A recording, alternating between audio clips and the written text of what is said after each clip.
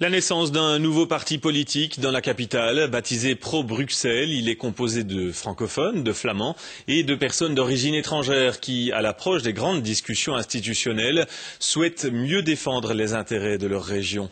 Benoît Dutot, Bruno Spaca. Ce ne sont pas des pros de la politique, ils ont pourtant décidé de créer Pro-Bruxelles, un nouveau parti politique destiné à mieux défendre les intérêts de la région bruxelloise. À leurs yeux, les partis traditionnels ne le font pas suffisamment.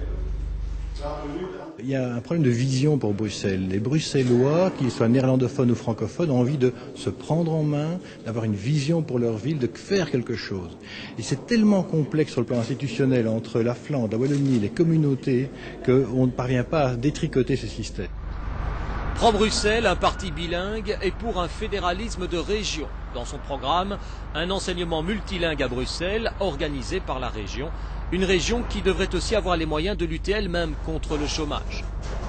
Bruxelles a des spécificités, tant au niveau de sa population que de son économie, et qui aujourd'hui ne sont pas prises en compte, par exemple au niveau de l'enseignement, par exemple au niveau du chômage. Il y aurait des choses à faire spécifiques à Bruxelles.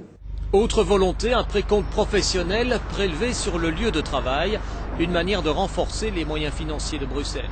Il faut savoir quand même que les Bruxellois financent considérablement de leurs deniers, de leurs impôts, un certain nombre d'infrastructures qui bénéficient à l'ensemble du pays. Savez-vous par exemple qu'un tiers du budget de la région sert à financer la STIB? Or, la STIB transporte 50% de ses passagers qui sont des non-bruxellois. Pro-Bruxelles, un mélange du français et du flamand, et un logo volontairement de style Expo 58, au temps où Bruxelles était fière de ce qu'elle était.